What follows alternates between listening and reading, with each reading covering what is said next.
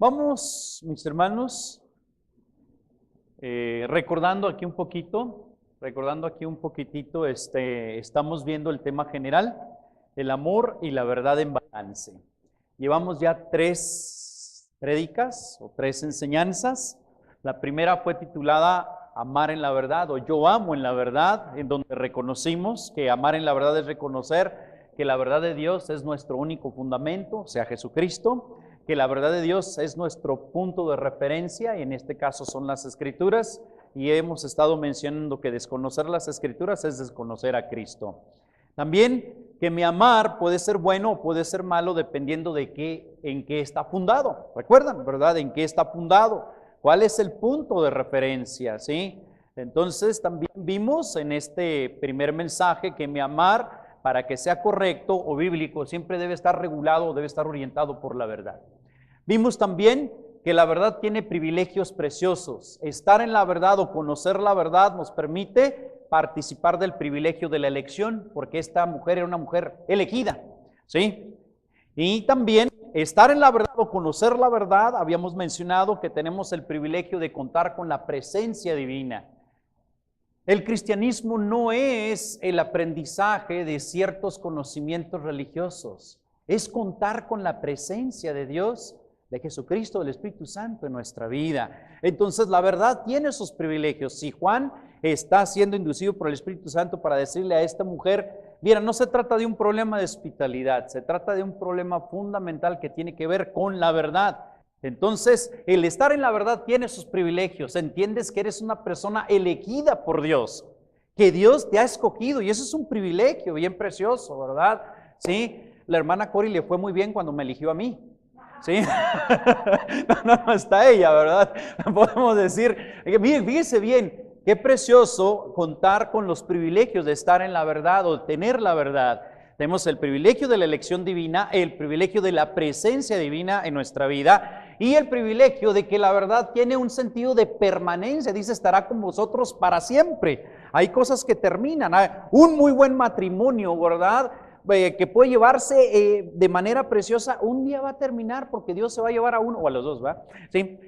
Y puede terminar allí temporalmente. Cosas muy buenas pueden terminar, pero estar en la verdad, uno de sus privilegios es que hay permanencia eterna. Otro privilegio es que podemos contar con el amor horizontal de otras personas. Dice la Escritura que Juan decía, no solamente yo amo, pero todos los demás que están en la verdad también les van a amar. Entonces, algo bien precioso, experimentar el amor, el aprecio de otras personas, aunque no necesariamente sean nuestros familiares, pero porque están en Cristo, nos aman, ¿sí? Y también tenemos el privilegio del amor vertical, que podemos experimentar el amor de Dios manifestado en gracia, misericordia y paz, ¿sí? Entonces, no únicamente Juan dice, amamos en la verdad, sino también nos anima a estar en la verdad porque hay estos privilegios. Y el domingo pasado veíamos que entonces, si amamos en la verdad, si reconocemos los privilegios de estar en la verdad, hay que andar en la verdad.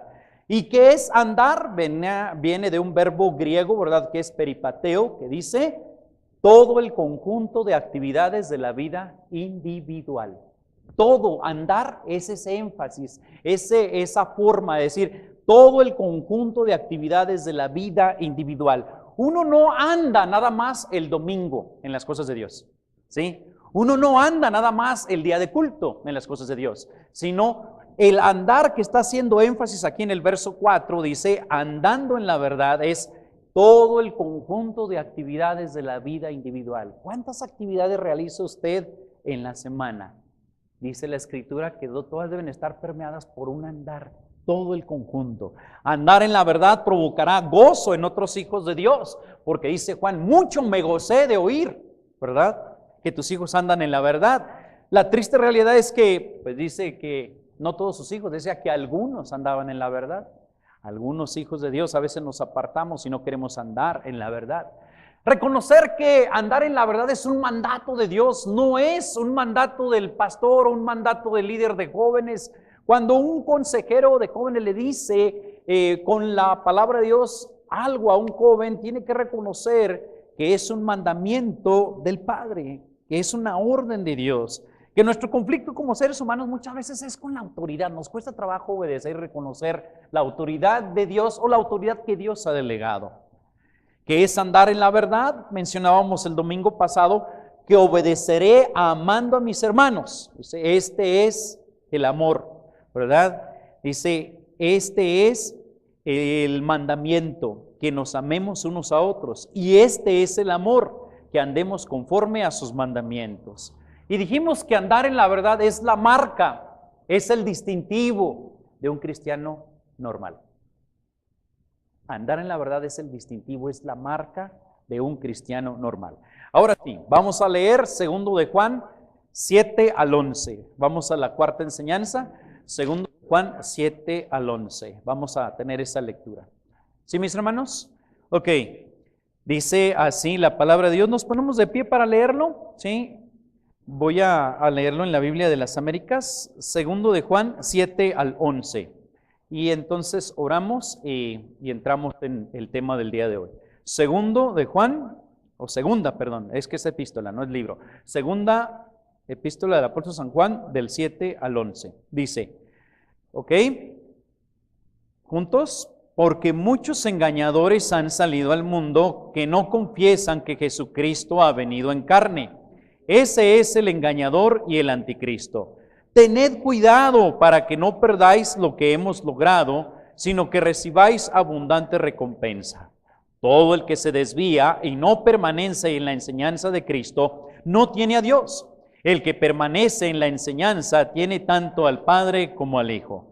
Si alguno viene a vosotros y no trae esta enseñanza, no lo recibáis en casa, ni lo saludéis, pues el que lo saluda participa en sus malas obras. Ok, vamos a orar, ¿sí? Señor, muchas gracias te damos por tu palabra, por el privilegio de tenerla, porque la podemos abrir, leer, estudiar, aprender, escudriñar, memorizar, sobre todo para que sea una luz en nuestro camino, un punto de referencia para cómo debemos vivir, cómo debemos andar delante de ti. Gracias te damos por el efecto que tiene en nuestras vidas esta bendita palabra que es viva y es eficaz. Así es que no descansamos en la oratoria ni en una palabra con énfasis de carisma humano, sino en el poder bendito que tiene estas escrituras para hacer el efecto deseado según obre el Espíritu Santo en cada uno. Edifica, exhorta, consuela o anima según sea la necesidad presente en esta hermosa mañana. Te lo pedimos en Cristo. Amén. Tomen su lugar, hermanos. Muy bien. El tema de hoy se titula Amor y verdad, ahora sí, contra el error. Para que la hermana, ¿verdad?, Curia entendiera cómo podía manejarse, no únicamente en tema de la cuestión de hospitalidad. Juan coloca un fundamento muy importante. Miren, mis hermanos, cuando no colocamos fundamento, cuando no colocamos principios, la tendencia humana es simplemente establecer puras reglas. Esto sí se vale, esto sí se vale, esto no se vale, esto no se vale, esto sí, esto no. Y entonces las personas van incrementando más bien listas de lo que sí pueden hacer y listas de lo que no pueden hacer. Y entonces ante cada cosa nueva que surge, siempre la pregunta, bueno, ¿esto se vale o no se vale?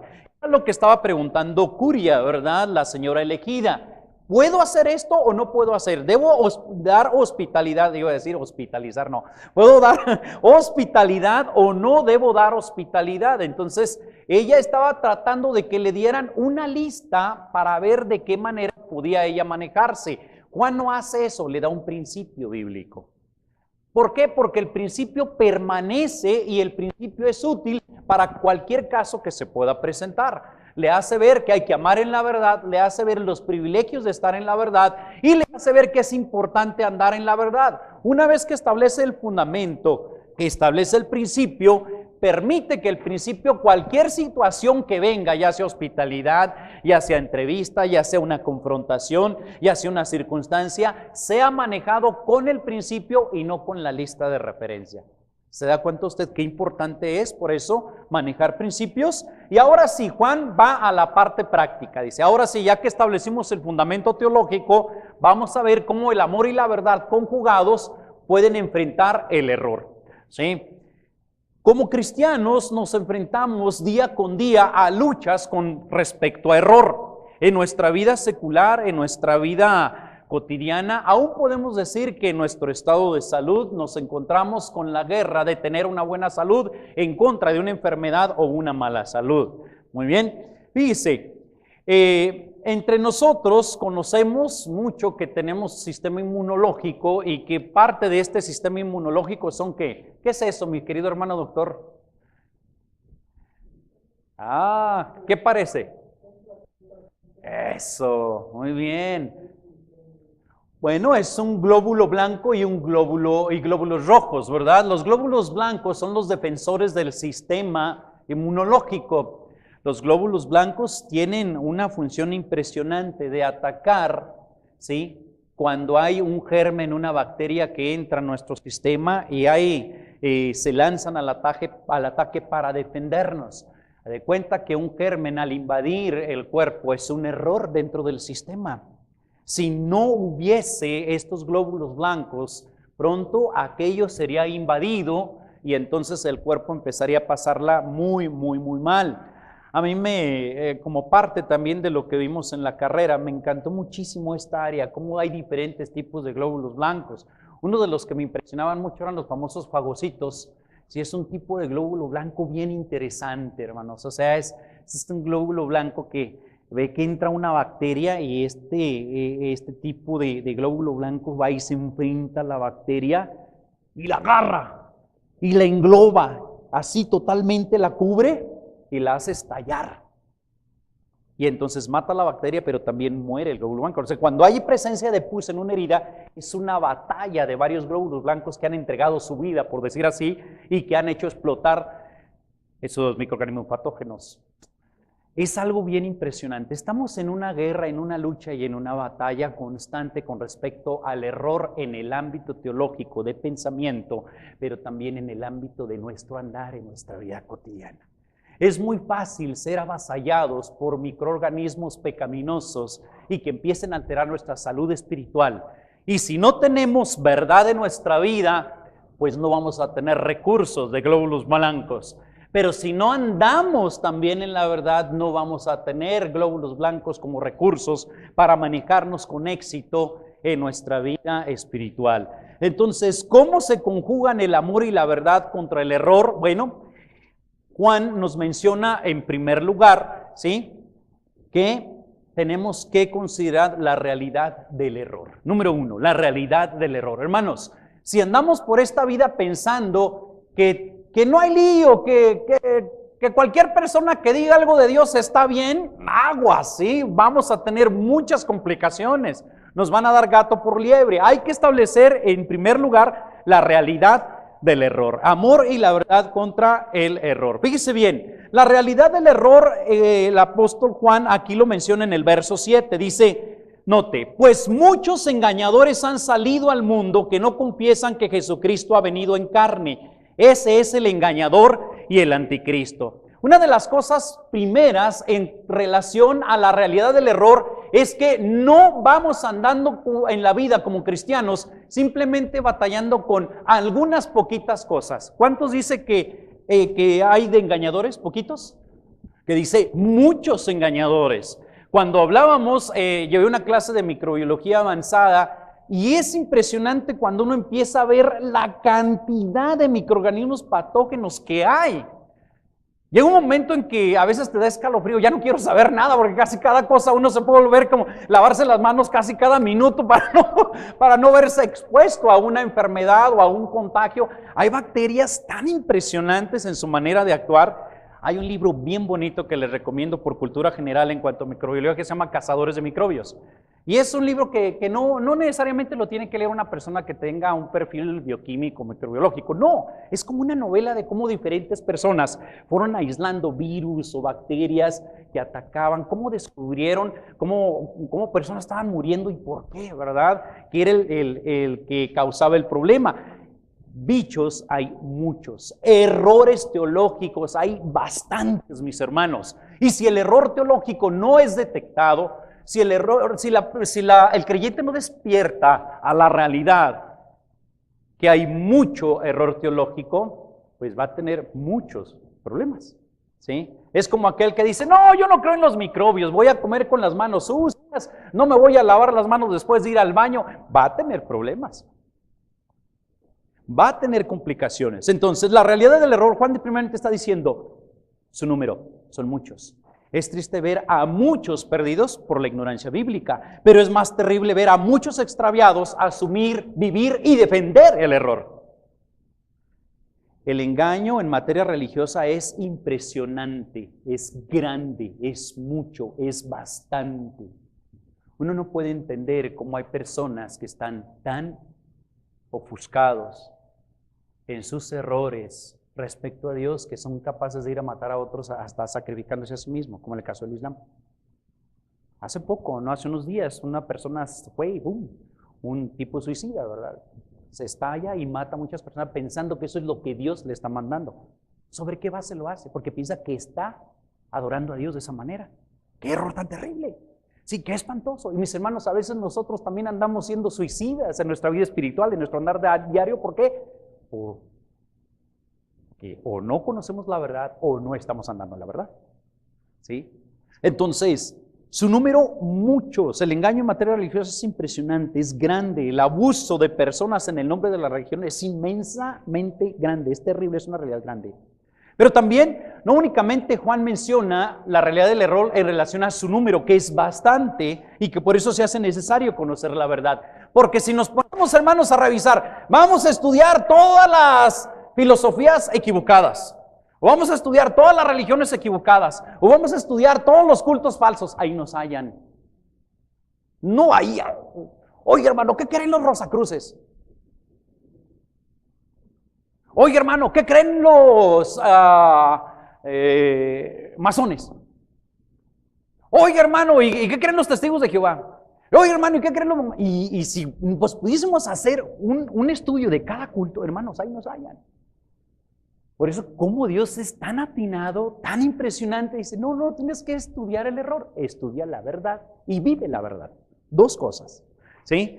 Entonces, aquí Juan menciona, para un ejemplo muy específico, cuál era la esencia del error. ¿Se nos fue la luz? ¿Sí? Ok. Número 2, la esencia del error. No únicamente menciona que su número es bastante, muchos, dice, porque muchos engañadores han salido al mundo, y aquí menciona cuál era la esencia del error específico que estaba haciendo en ese tiempo, que no confiesan que Jesucristo ha venido en carne. Esa era la esencia del error. La esencia del error era muy real, era que personas, maestros itinerantes, falsos maestros, se estaban haciendo pasar como cristianos, llegaban a la casa de los cristianos, se metían aprovechando su hospitalidad, su buena voluntad, empezaban a vivir ahí entre ellos y ¿sabe qué? Poco a poco empezaban a diseminar sus falsas enseñanzas. Y una de las cosas era que empezaban a decir, no, es que realmente Jesucristo no vino en carne. ¿Qué quiere decir eso? ¿Cómo nos afecta eso a nosotros o cómo les afectaría a ellos en aquel tiempo? Todos los errores teológicos o los errores heréticos o las herejías que han surgido casi en todas las épocas, por lo general tienen que ver con cristología. ¿Qué es precisamente errores cristológicos? Que las personas tienden a negar la deidad de Cristo, o sea que Cristo es Dios, o negar la humanidad de Cristo. Sabemos hoy en día que está mucho más en boga el negar la deidad de Cristo, que las personas no quieren creer que Cristo es Dios, sino que fue a lo mejor un iluminado, uno de los grandes iniciados, o un gran líder religioso, pero Dios jamás. Entonces, cuando un grupo o una persona declara, para mí, Cristo no fue Dios, sino simplemente un gran maestro, está en un error teológico. Y si nosotros le damos la confianza para que nos enseñe su filosofía, vamos a andar con problemas espirituales, problemas de vida cotidiana, un montón de situaciones. Pero en aquel tiempo lo que se estaba negando era la humanidad de Cristo. ¿A qué hacía referencia esto? Bueno, los gnósticos incipientes de aquella época llegaban a razonarlo así. Oye, toda la materia es mala, toda la carne es pecaminosa. Y sí podemos decir eso. Nosotros, nuestra carnalidad no puede agradar a Dios. ¿Sí? Aquel que tenga duda de que no es carnal o que no tiene carne, pues yo no sé, ya estará en cuerpo glorificado, pero cada uno de nosotros, ¿verdad? Sabemos en nuestra vida cotidiana que podemos guerrear, o ya sea con mentiras o con engaño, o podemos guerrear con lujuria o con lascivia o con envidia o con celos. Sabemos que hay una realidad carnal, ¿sí? Entonces los gnósticos decían, si yo examinándome a mí mismo veo que todo lo que tiene que ver con mi físico, con mi materia, con mi carne es pecaminosa, ¿cómo rayos es que Cristo pudo tomar forma humana? Sería decir como que la humanidad vino y se contaminó tomando forma humana. ¿Se da cuenta? Entonces por eso decía, no, es imposible que Cristo haya venido en carne. Y la gente decía, pues sí es cierto. Empezaron a decir los hermanos que no estaban en la verdad o que no conocían la verdad. Sí es cierto. Oye, ¿cómo no me había puesto a pensar en eso? Eso es profundidad espiritual, enséñame más. Y entonces empezaban a desviarse. Dice, alto, cuidado. No únicamente hay un problema en negar la deidad de Cristo, que Cristo es Dios, pero también hay un problema bien grave en negar la humanidad de Cristo. La frase por allí, ha venido en carne, es interesante. En el original, más bien dice es venido. Es un participio presente, no un participio pasado. El negar la humanidad de Cristo era negar que Cristo no había venido humanamente en su primera venida. Que entonces no hubo, ¿verdad?, una humanidad glorificada que pudieron presenciar los discípulos en su resurrección, y que en consecuencia su segunda venida tampoco existe en un sentido de que vendría humanamente. No hay, ¿sí? No hay. Entonces mire cómo va afectando ciertas cosas, ¿sí? Entonces se afecta la primera venida de Cristo en cuerpo mortal en la encarnación. O sea, se decía, no, es que mira, lo que ocurrió fue esto. Había un tipo que se llamaba Jesús, que era buena gente, y sobre él llegó el Espíritu de Cristo y estuvo con él desde su bautismo, y cuando lo crucificaron se fue. Entonces, nada más lo que ocurrió es que Cristo estuvo en el Jesús humano en ese periodo de como 3 años y medio, pero no era Jesús Dios. Porque ni podía ser un Cristo humano, o sea, no podía ser. Pero ¿en qué afecta eso? Dice bien, muy importante, el que no se acepte la humanidad de Jesús va a afectar en algo bien fuerte, bien interesante. Vaya a 1 de Juan, capítulo 2, versículo 6. Primera de Juan capítulo 2, verso 6. Ok, híjole, ahora no me corté el tiempo, ahí disculpen, no estoy llevando. Primera de Juan 2, 6. Note lo que dice Primera de Juan 2, 6. Dice, el que dice que permanece en él, ¿debe qué? Debe andar como él anduvo. Si Cristo Jesús no vino como ser humano, no tenemos un punto de referencia humano para tomar como modelo. Si no fue ahí, no sé, un espíritu que, ¿cómo puedo? O sea, no, Cristo tuvo una humanidad bien palpable. Dice la Escritura que Él fue identificado totalmente con lo que era un ser humano. ¿Tuvo hambre el Señor Jesús? Tuvo hambre, ¿verdad? Habla de su humanidad. ¿Tuvo sed el Señor Jesús? Claro que sí. ¿Tuvo cansancio? ¿Se durmió alguna vez? Sí. Su humanidad nos permite tener un modelo de referencia para nuestra ética cristiana. Dice, el que dice que permanece en él, ¿debe qué? Andar como él anduvo. Cristo experimentó hambre, experimentó sueño, experimentó cansancio, experimentó las vicisitudes, las limitaciones de un cuerpo humano. El decir que no vino en carne es, pues, entonces, ¿qué ética cristiana no tenemos? También perdemos no únicamente que debe andar como él, sino ¿dónde podemos ver de una manera tan palpable su amor abnegado? Si en el tiempo que Él ministró en cuerpo humano vimos de una manera muy preciosa cómo debe ser el amor práctico, ¿no ayudó el Señor Jesús de manera muy práctica hasta para alimentar a personas que tenían hambre? No tendríamos, si Cristo no vino en carne, no tendríamos ni siquiera una referencia práctica, humana, podemos decirlo así en ese contexto, para demostrar el amor, tampoco. Y lo más importante, no hubiese habido un cuerpo específico para que pudiese morir en la cruz y ser el sacrificio por nuestros pecados. Entonces tampoco hay sacrificio, porque entonces ¿quién murió en la cruz? ¿Un ser humano que no era Cristo? Entonces no es el Cordero perfecto, entonces no es el sustituto del ser humano. Note cómo negar la humanidad de Cristo afecta a todas esas doctrinas. Y ahí está el error, eso esencial. ¿Sí? Tercero, la realidad del error también se deja ver, número 3, ¿sí? Por su asociación. Dice el verso 7, pues muchos engañadores han salido al mundo que no confiesan que Jesucristo ha venido en carne. Jesucristo vino en carne. Y antes de eso, antes de entrar a ese último punto, vea por favor Hebreos 2:14 para acentuar esta verdad contundente. ¿Sí? No fue un espíritu que anduvo aquí, fue algo totalmente humano en el sentido de la humanidad del Señor Jesús. No era por allí un fantasma.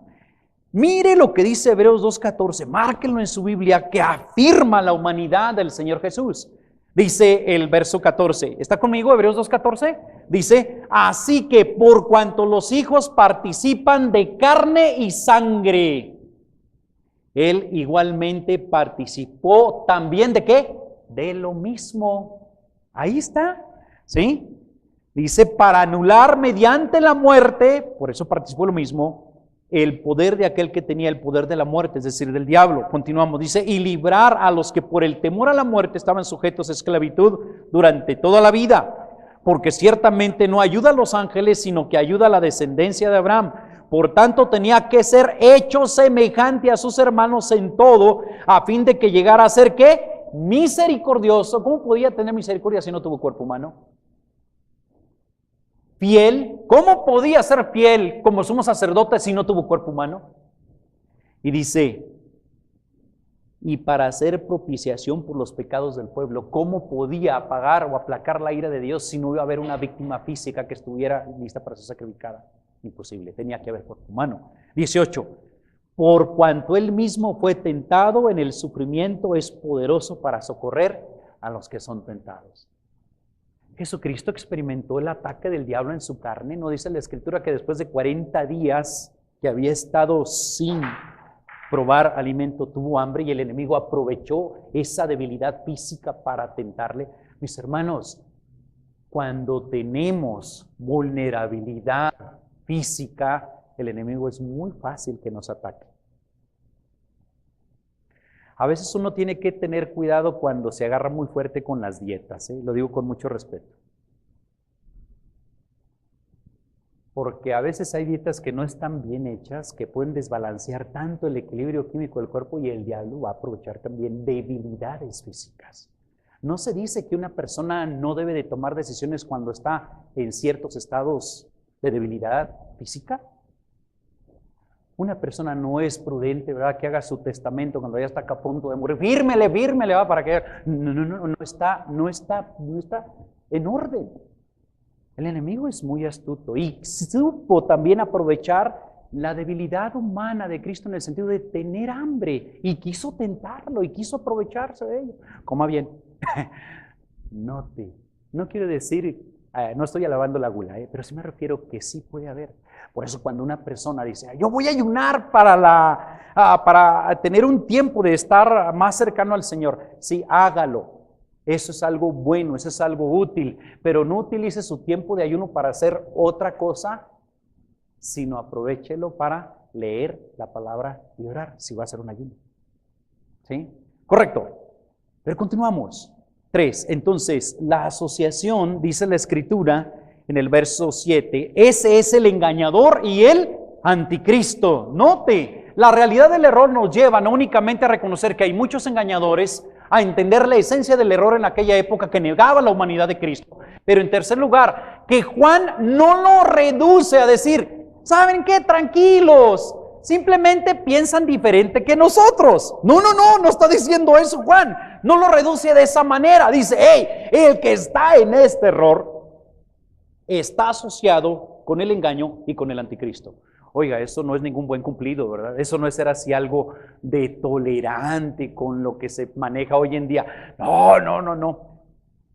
Es engañador y es anticristo. Esa es una definición muy fuerte.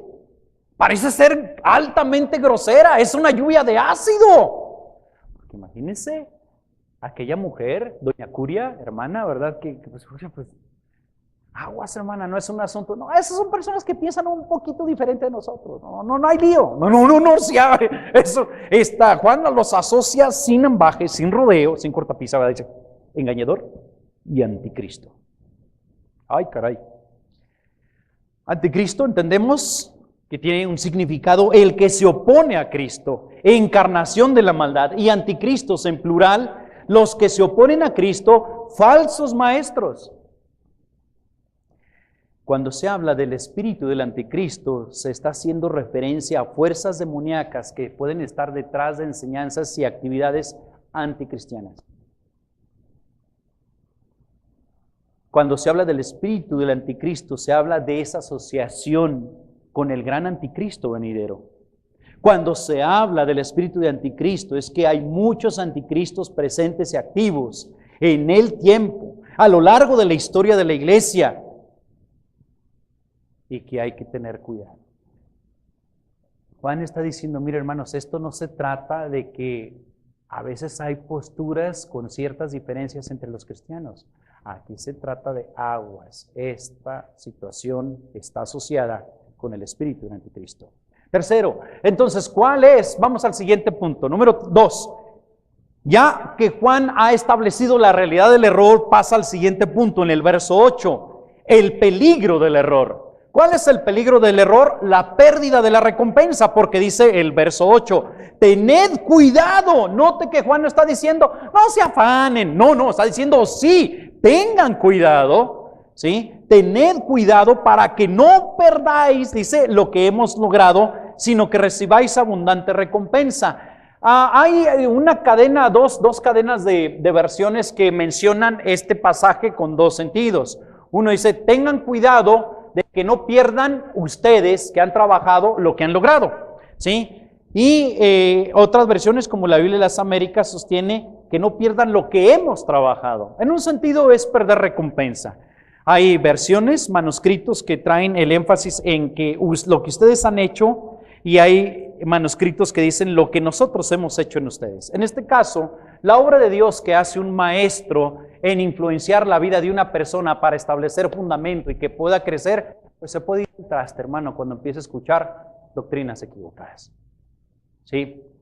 O el mismo trabajo diligente que tú tuviste para escudriñar la palabra y aprender y crecer a través de ella, se puede ir al caño también si no tienes cuidado. ¿Sí? Entonces, aquí hay un énfasis, ¿verdad? El peligro del error, ten cuidado para que no pierdas, ¿verdad? Ahora que hemos estado viendo algunos juegos de fútbol, ¿qué imagen nos dice eso, ¿verdad? Ya nos sacaron, ¿verdad? Ya no continuamos, o sea, se perdió una recompensa, se perdió algo. Y mis hermanos, nosotros como hijos de Dios, puede que pensemos que nuestro cristianismo no tiene a veces ningún incentivo cuando desconocemos la palabra, pero hay incentivos. La Biblia dice que va a haber premios. La Biblia dice que va a haber recompensas para los hijos de Dios. ¿Y qué recompensa o qué galardón hace énfasis aquí? Al del servicio, porque esta mujer estaba brindando servicio, estaba brindando hospitalidad. No dice la Escritura que hasta un vaso de agua dado en su nombre no va a perder recompensa. Fíjese qué hermoso, hermano. Cuando una persona toca su puerta y le dice, oiga, me da una caridad, y usted sale con una naranja de todo corazón para dársela a esa persona, dice la Escritura que tendrá su recompensa porque está sirviendo, lo está haciendo en el nombre del Señor Jesucristo. Pero cuando entonces es alterado y usted deja a un lado la verdad, pasa por alto el fundamento de la Escritura y es influenciado, llega un momento entonces que usted va a perder recompensa, va a perder galardón del Señor. Entonces, el peligro del error es que se le está advirtiendo a los lectores en aquella época que tengan cuidado de que los engañadores no deshagan lo que se ha estado sirviendo para la causa de Cristo. Porque en un momento que entonces no empezaban a servir a Cristo, sino empezaban a servir a esos falsos maestros, y esos falsos maestros estaban propagando el error. Y ya no se estaba sirviendo a Dios. Y entonces estaba sirviendo a la propagación del error, la propagación de falsa doctrina, la propagación de falsa enseñanza. Y entonces en lugar de incrementar recompensa iba a venir ¿qué? Un decremento. Sí. Es bien interesante, es como cuando, por ejemplo, un maestro nos encarga un trabajo y generalmente los alumnos levantan la mano y dicen, ¿cuánto va a valer el trabajo? ¿Verdad? Ah, ¿cómo somos? ¿Verdad? ¿Cuánto va a valer? Yo tenía un maestro que la primera vez que le preguntamos jamás le volvimos a preguntar. Sí. Oiga, profe, nos encargó un trabajo grande, extenso, con toda la mano, entonces pues se alzaron varias manos. ¿Y cuánto va a valer el trabajo? Sí. Dice, tiene trabajo negativo, el que no lo entregue le voy a quitar puntos de lo que se saque en el examen. Ya nunca nadie volvió a preguntar, ¿no? Mire, ¿sabe qué? Cuando no estamos conociendo la verdad y andando en la verdad, vamos a estar vulnerables y el trabajo que aparentemente estamos haciendo supuestamente de servicio a Dios, realmente puede ser de servicio para el enemigo. Si no conocemos la verdad y si no estamos andando en la verdad. La asociación. Tercero, ¿cómo podemos identificar entonces el error? Verso 9. Porque después de que les dice, tened cuidado para que no perdáis lo que hemos logrado, sino que recibáis abundante recompensa. 9. Todo el que se desvía y no permanece en la enseñanza de Cristo, no tiene a Dios. En tercer lugar, vemos aquí la prueba para identificar el verso. Hermanos, ¿cuántos de ustedes han disfrutado un rico, fresco y delicioso vaso de leche fría?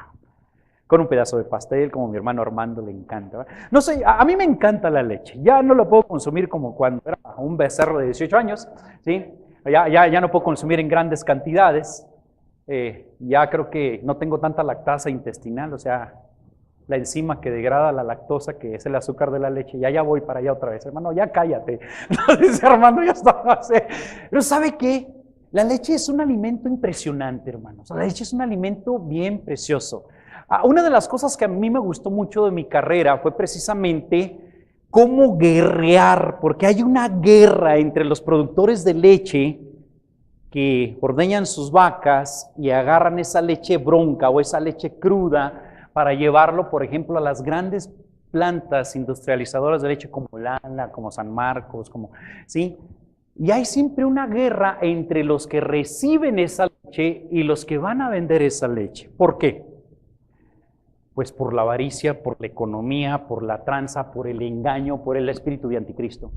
Hermano, a ver, ¿qué quiere? ¿Cómo está eso? ¿Qué quiere decir eso? Fíjese bien.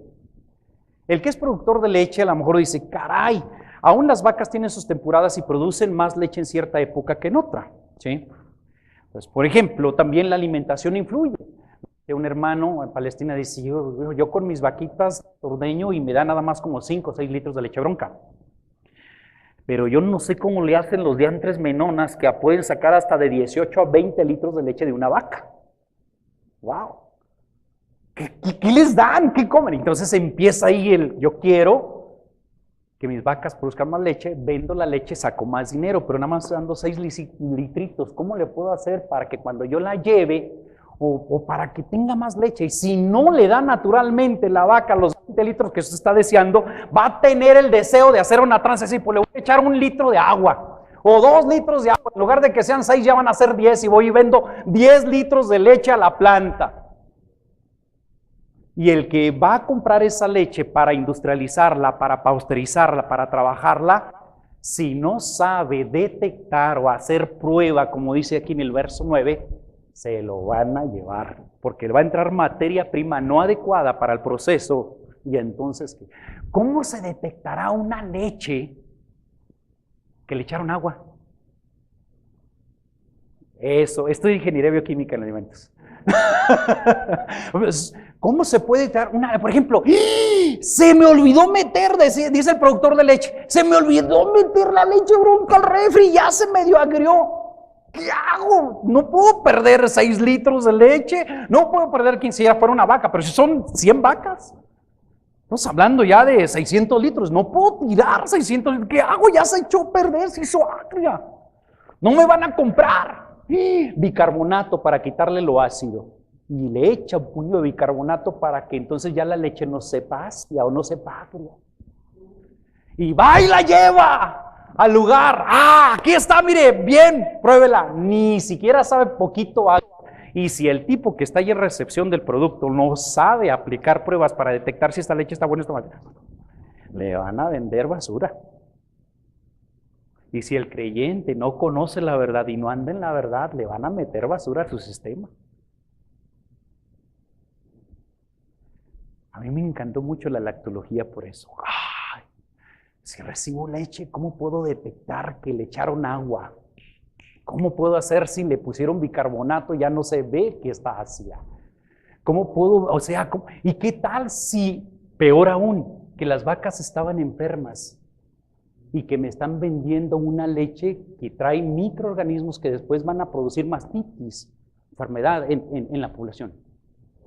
Porque ¿cómo puede pensar un industrial, un empresario? A mí no me importa si se enferma la gente con que a mí me paguen mi producto.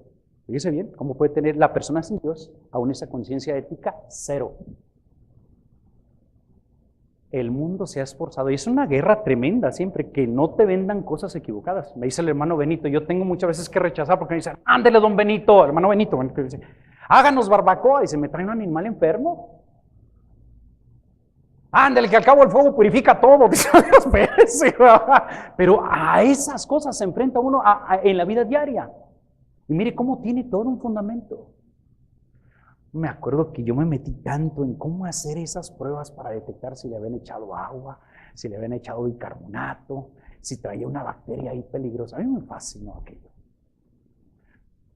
Porque me encantaba la leche. Me encantan los lácteos. Ahora ya me lo están restringiendo por mis triglicéridos altos, mi colesterol.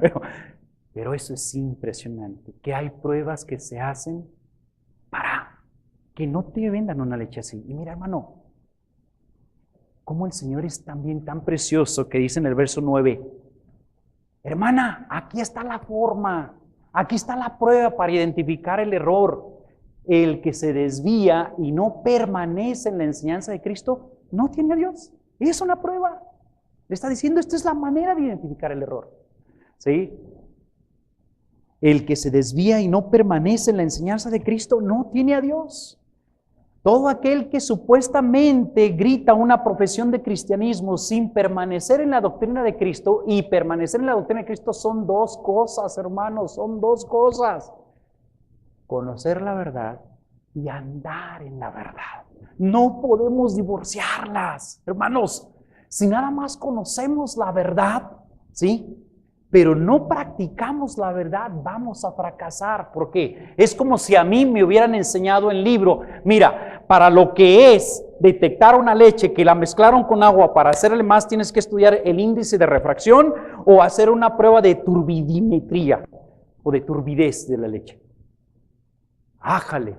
Pero si yo nada más la veo escrita y nunca me llevaron al laboratorio para ver un espectrofotómetro o tomar una muestra, hacer diluciones y ver cómo un rayo de luz puede pasar y hay cierta turbidez en una leche entera, en una leche con 50% de agua, en una leche con... Hay diferente incidencia de luz que pasa por esa muestra y te da un cierto porcentaje. Dices, esta tiene leche porque el índice de luz que pasó refleja un tanto por ciento. Ya. Pero si nunca lo hice y nada más lo supe en conocimiento y nunca lo practiqué y agarré una muestra de leche, le voy a echar, voy a poner el espectro, reviso, aquí está la curva, todo. No la voy a hacer. No es nada más conocer, es andar. Por eso es la gran queja de muchos empresarios, es que salen con mucho conocimiento, pero no saben hacer nada cuando son ingenieros. Y peor si son médicos. Imagínate. Puedes saber mucho, pero oiga, ¿y usted ha operado? Nunca he operado a nadie, pero véngase, ahorita le arreglo. A veces uno tendría temor, ¿no? Mis hermanos, Juan les da aquí la prueba para identificar. Dice, el que se desvía y no permanece en la enseñanza de Cristo, dice, no tiene a Dios. Y le dice, el que permanece, y esa parte de permanecer. Filipenses hace una relación a permanecer bien interesante con la palabra esteco. La palabra esteco hace relación a los soldados romanos cuando venían en batalla y venía un grupo muy grande de bárbaros. A veces los bárbaros les podían duplicar en número. Pero el soldado romano tenía su formación, tenía sus estructuras, tenía su disciplina, y una situación que tenía es que tenía unos zapatos con tachones. Tenía sus sandalias con algunos tachones, de modo que ¡paz! ¡Paz! Encajaban y sostenían con el escudo, y venía la arremetida y ¡paz! Esteco, firmes, permaneciendo. Dice, el que permanece en la enseñanza tiene tanto al Padre como al Hijo. Permanecer en la enseñanza, está hablando Juan, dos cosas: conocer la verdad y andar en la verdad. Si nada más conocemos, pero no andamos, nos va a llevar el tren. Un ex militar cristiano que conocí hace muchos años, que fue ministro del Evangelio, mencionaba que tuvieron un incidente. Él perteneció al ejército en Estados Unidos, y cuando les dieron la clase de armas de asalto, pues generalmente armas de asalto tiene que ver con armas que disparan muy rápido, como ametralladora, los AK-47, armas que disparan muy rápido. Un soldado estuvo ausente y se comprometió a ponerse al día. Les dieron el conocimiento, la teoría, y los llevaron a la práctica. Les dieron las armas, trabajaron, lo hicieron bien. El que había estado ausente, cuando le tocó hacer la prueba, estaba tranquilo, estaba confiado. ¿Por qué? Porque había leído en el manual cómo debía utilizarse aquellas armas de asalto, las ametralladoras. Cuando llegó al campo y agarró y empezó con la práctica, mató a 5 de sus compañeros accidentalmente. ¿Por qué, mis hermanos? Porque no es nada más conocimiento. A veces le he tenido que decir a Dios, Señor, ayúdame a no tener tanto conocimiento y que me quede atrás en mi práctica. Permite mejor tener la humildad de que si voy a conocer poco, practique eso poco. Ande en eso poco. Mayor conocimiento es mayor responsabilidad de andar. Y la prueba está allí. El que se desvía y no permanece en eso, son pruebas para identificar las cosas. Ahí están. Y por último, ¿sí?, el trato con el error. Después de ver cuál debe ser la prueba, mira, hermano, el que anda, el que permanece en la doctrina de Cristo, que no únicamente conoce la enseñanza, pero vive la enseñanza, allí está la clave. Esa es la prueba que tú tienes que aplicar. Último, el trato con el error, versos 10 y 11. El trato con el error es medidas drásticas. ¿Qué será ese cuadro, mis hermanos? Un tumor, exactamente. Un hermano lo identificó. Dije, no, si el que es médico sí lo va a saber. Yo pensé que por ahí está la razón. Un tumor que fue extirpado, ¿sí? Juan menciona que si al aplicar la prueba los resultados que se nos dan son nefastos, son negativos, como aquel que recibe la leche se da cuenta, oye, ¿sabes qué? Esta leche trae Mycobacterium tuberculosis. Pues se la recibo, pobre cuate. Sí. ¿Qué va a hacer? Vas a contagiar a un montón de personas de manera impresionante, de provocar no una enfermedad, una epidemia. Pues se tiene que aplicar medidas drásticas. ¿Sabes qué? Va para atrás, tu leche no te la compro. ¡Ay, pero no tengo que darle comer a mi familia! Yo voy a comprarles con esto su sopita. No puedo. Y es una medida drástica, se puede ver una medida sin corazón, no, es una medida drástica. Y hermanos, Juan dice, cuando hay situaciones de falsa enseñanza, cuando hay dicotomías en el sentido de que no se conoce la verdad, no se está viviendo en la verdad, no vas a saber cómo identificar el error, entonces va a ser un problema. Hay que aplicar medidas drásticas, y las medidas drásticas son fuertes. Dice verso 10 y 11, si alguno viene a vosotros y no trae esta enseñanza, no lo recibáis en casa, ni lo saludéis, porque el que lo saluda participa, ¿qué?, en sus malas obras. Son medidas drásticas. Con un tumor no puede uno andar consintiendo, ¿verdad, hermano? Se tiene que quitar, se tiene que cortar, porque si no va a provocar mayores males, más complicaciones. Y por ello, esto no está hablando, ¿verdad?, de que a veces puede llegar a nuestra casa algún amigo inconverso, ¿verdad?, y que no, tú no eres cristiano, ni entres a mi casa. No está hablando de eso. Porque tenemos familiares o amigos y que nuestro deseo es compartirles la palabra para que conozcan la salvación del Señor Jesús. Pero cuando expresamente una persona que viene con un espíritu de querer influenciarte en sus malas doctrinas y que te está arrastrando, hay que hacer un alto. Hay que cortar, hay que tomar medidas drásticas. Pero ahora Juan le tranquiliza la conciencia a esta mujer porque le ha dado fundamento para actuar así. Si no tuviese fundamento para actuar así, aquella mujer hubiese seguido con sus grandes cargos de conciencia de no habré sido muy ruda, no habré sido una persona muy falta de amor, no habré sido una persona demasiado yo intolerante.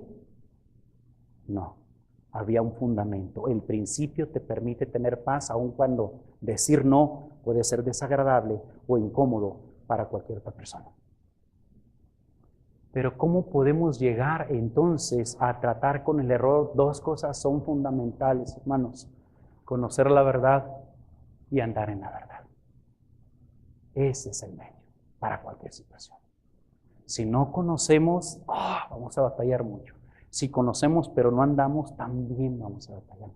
Vamos a ser presas muy fácilmente del error de otros en nuestra vida y tristemente a veces del error mismo en nuestra propia vida para no detectarlo aún nosotros. Y podemos conocer y al no andar, el error más difícil de corregir en nuestra vida es en el que ha provocado ya autoengaño en nuestro propio corazón. Que ya no somos capaces de ver las cosas que están mal en nosotros. Dios nos libre, Dios nos ayude. Oramos.